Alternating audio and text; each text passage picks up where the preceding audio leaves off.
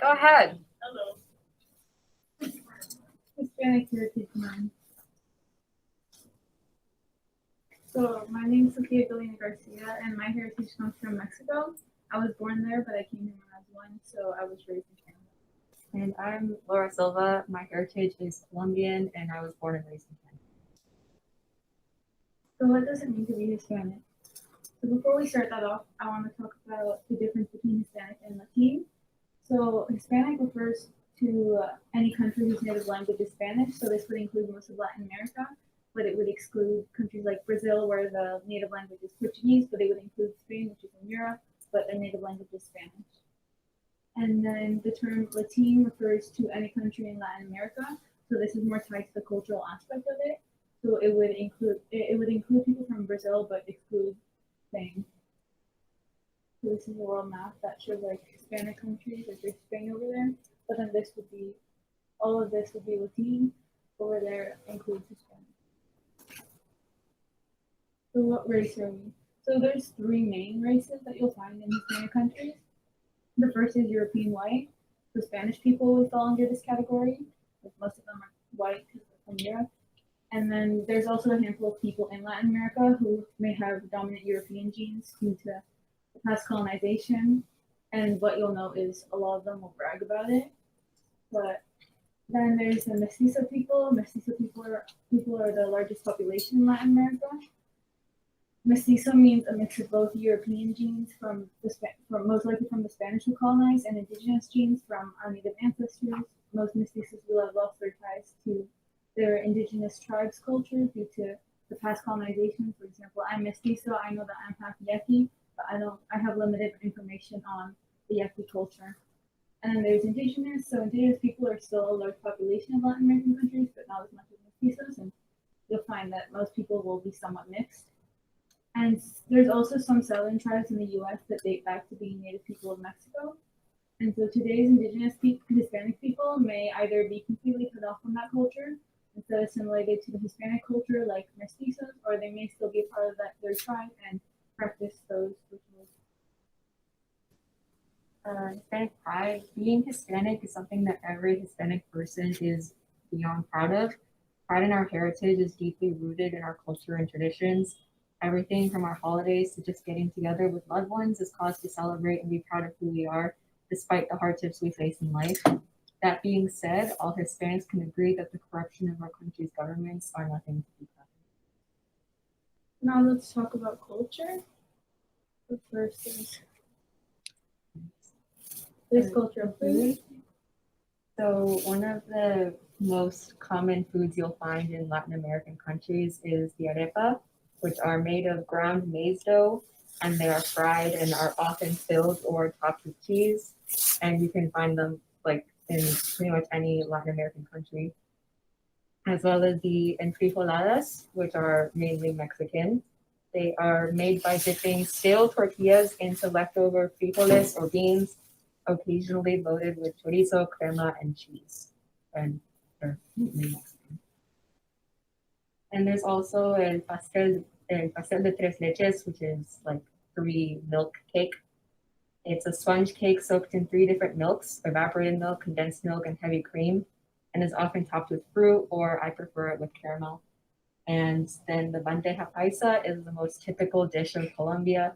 It involves red beans, white rice, ground meat, fried egg, plantain, chorizo, arepa, black pudding, or morcilla, avocado, and lemon, depending on where you get it from. Now on to traditions and customs. So I'll be talking about the Day of the Dead.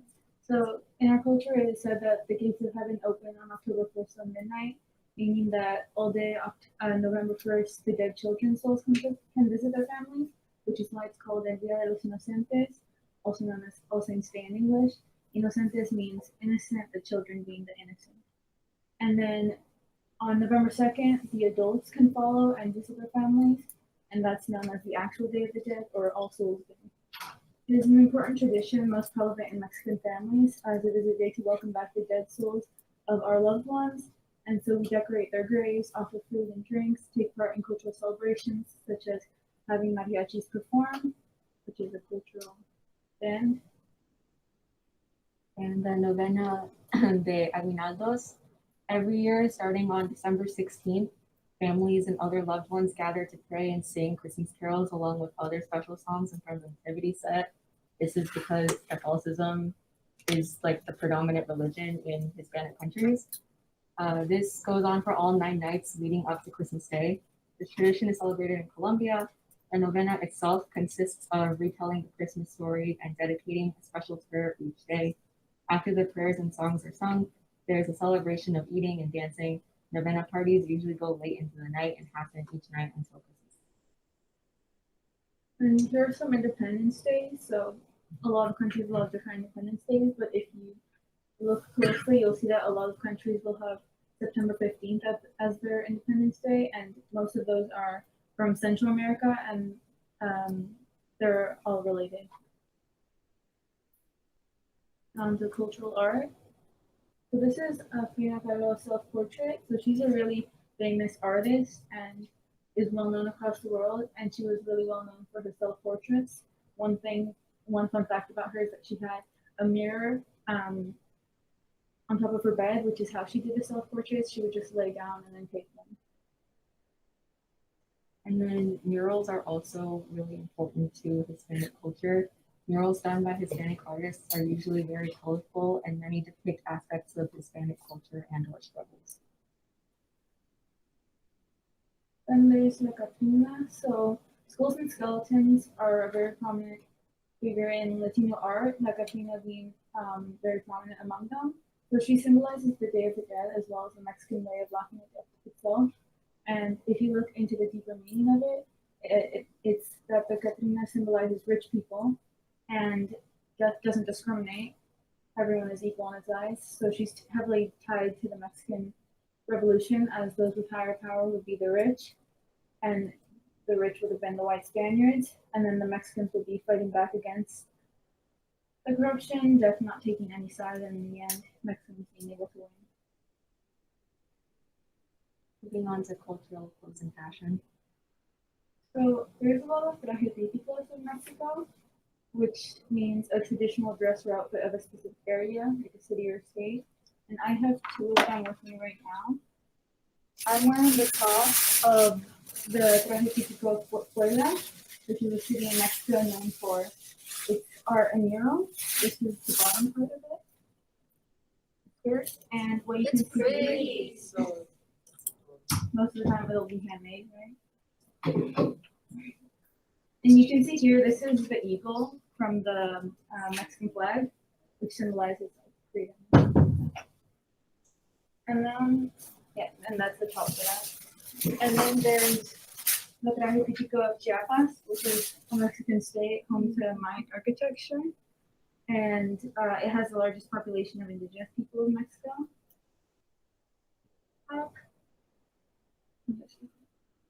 sounds like hand embroidered, right? Like you can probably tell there's a lot of like flowers, Yes. colorful flowers.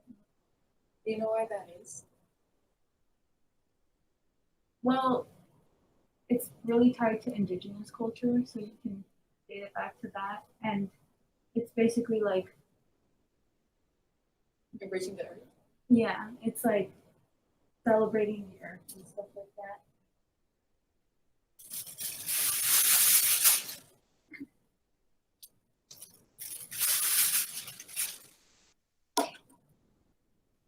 And then we have the cumbiambera dress. Cumbiambera dresses are the attire worn when dancing cumbia. Women wear red and white dresses with large skirts, flowers in their hair, and are typically barefoot.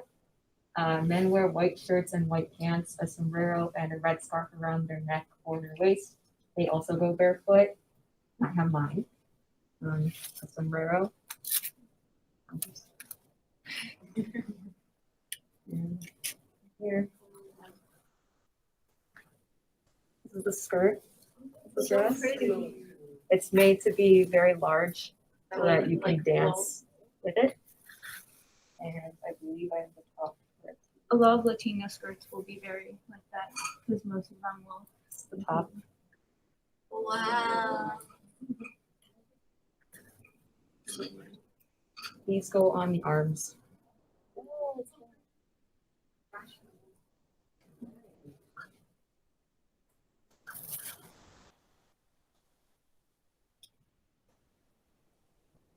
And then onto cultural dances. So first there's Jarabe Tapatio, which is known as Mexico's national dance, which is tied closely to its pride as a nation. One of the biggest cultural aspects of it is the outfits worn. Here, this is the classic China Poblana dress, which is like used in not only this dance but a lot of other ones. And the man wears a charo suit, also really well known. And then it's also known as the Mexican hat dance in English because there's a point during the dance where the man takes his sombrero off and puts it on the floor and then they dance around it. And then there's cumbia, which is the music is played with guitars, drums, trumpets, and maracas, and the dancing itself is done by moving around the cumbia dresses, skirts to the music. And then there's Los Voladores de Papantla. So this dance is known as an important heritage dance as it originates from a Mesoamerican practice. It's believed to be from the Nahua, Aztec, and Otomi peoples. And so the dance begins with 5 dancers climbing to the top. It's a 30-meter pole, and then they drop down and dance and twirl their way down. But one of them stays at the top, and they play the drum and a flute to create the rhythm for the dancers going down. Huh? At the same time. Well, yeah, the one at the top is playing something, but that person's not going down. They secure themselves at the top while the other ones roll down.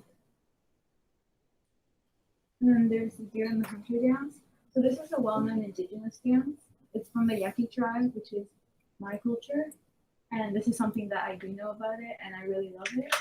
And so it, along with the music, that. But we can watch it. Just don't be shocked by the sound. It's gonna be loud. Yeah.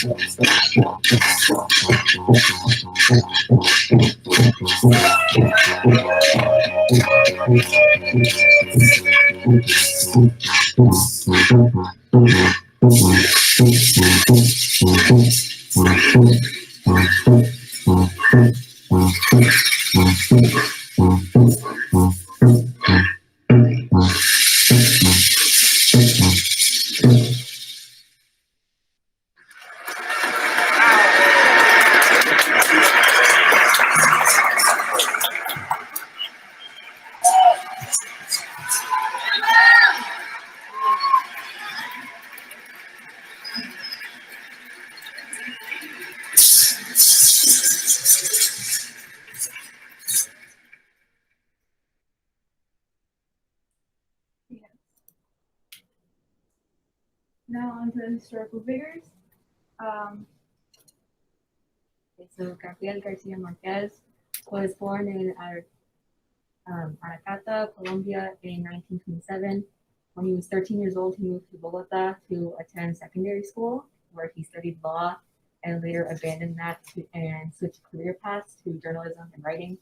He was a foreign correspondent in places like Paris and New York during the 1950s and 60s. In the late 1960s, he retired from journalism to pursue creative writing full time. He eventually moved to Mexico City, where he lived until his death. Garcia Marquez gained his international recognition with his novel Cien Años de Soledad, or in English, 100 Years of Solitude. He's one of the most notable writers of magical realism in literature, a genre in which the framework narrative is set in a real place and time, but supernatural and dreamlike events are part of the story.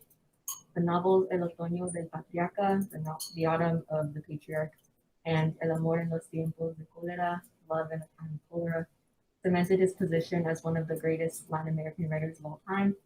In 1982, Gabriel Garcia Marquez won the Nobel Prize in Literature, quote, for his novels and short stories in which the fantastic and realistic are combined in a richly composed world of imagination, reflecting a continent's life and conflicts.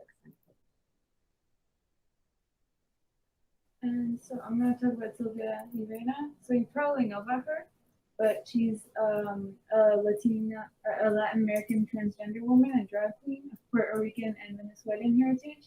So she was an important part of gay and trans rights activists. So she was a key figure in the Stonewall riots of 1969, which is probably where you've heard of her. And she was actually 17 years old during that riot. And she's presumed to have thrown the second Molotov cocktail at police during the protest.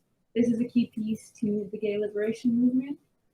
And that leads me to her being the co-founder of the Gay Liberation Front.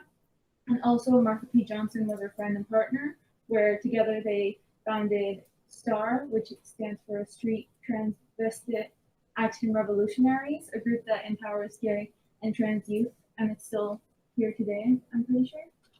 And additionally, she fought for racial, economic, and criminal justice issues, as those hit hard for Hispanic people like her. And now onto current Hispanic issues. So a trigger warning, mentions of domestic abuse and toxic masculinity on the next slide. Please feel free to tune out or step out of the room if this topic makes you feel uncomfortable or if it triggers you.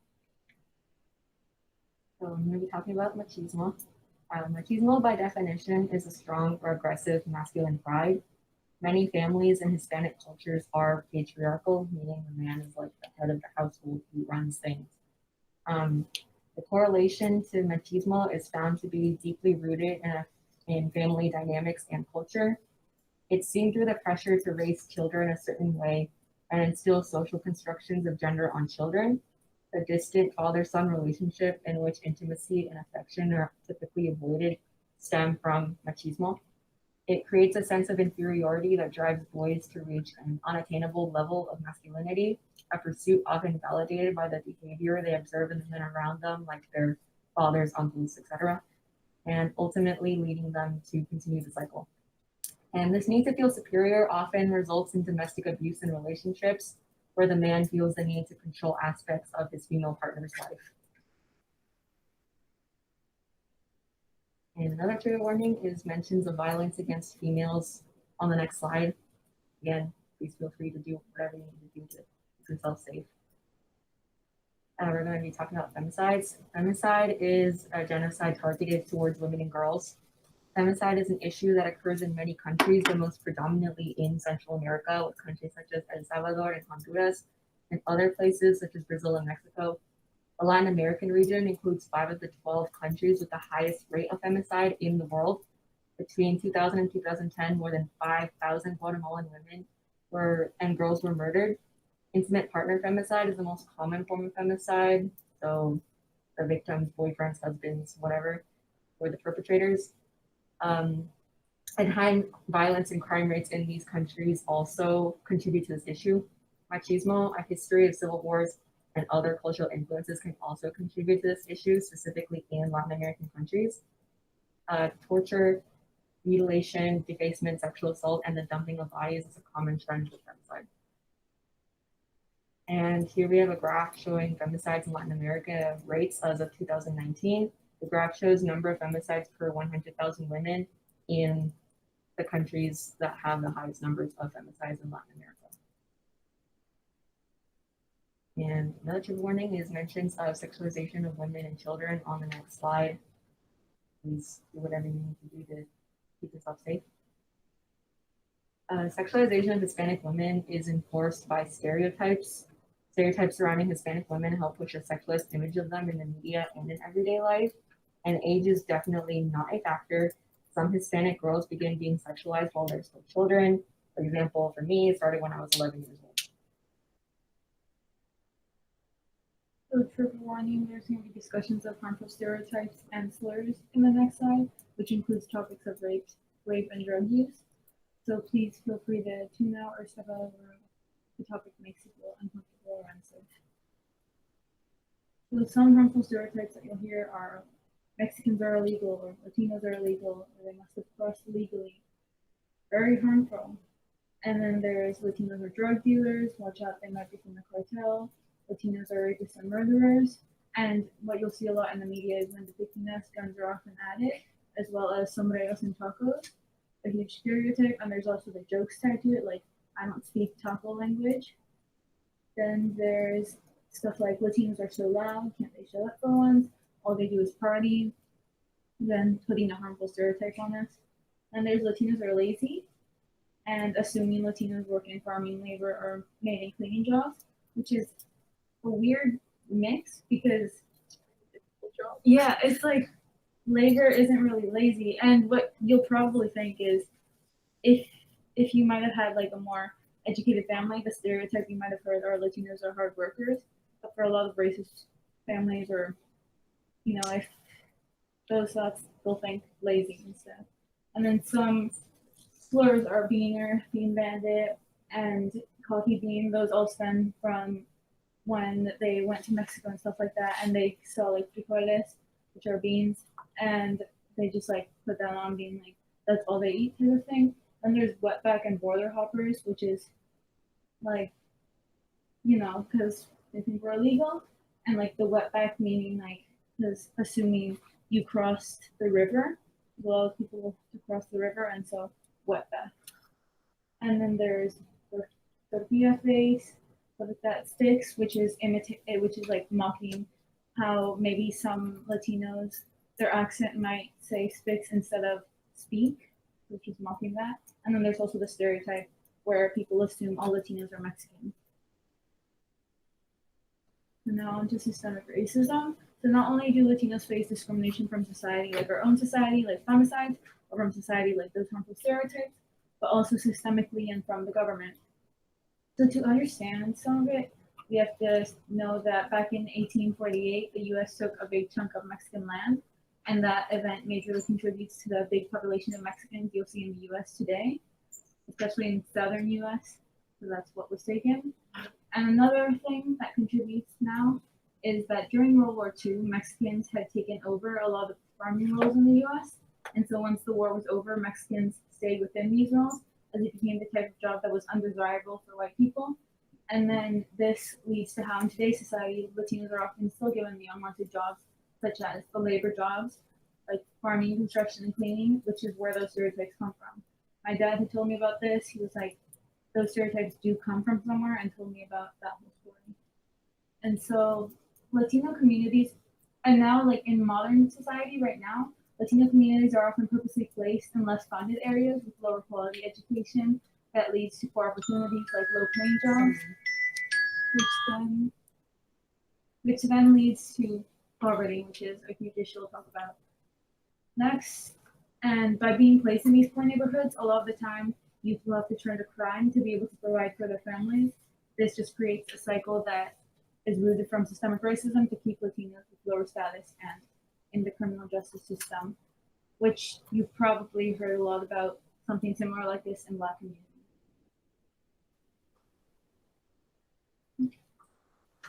Trigger warning. I'll be talking about poverty and the things that can stem from it, like unsafe environments, which would include drug use, human trafficking, and stuff like that. So if please do anything that would make you feel safe. So poverty is a huge issue that's most prevalent in Latin America. Some factors that can contribute to it are race and colonialism. So people with predominantly Spanish blood are more likely to be of higher status and rich. I said this more at the beginning of the slide, but what you'll find a lot is people bragging about having mostly Spanish blood because that is deemed more higher status, wanted, pure blood. Yeah, they say pure blood.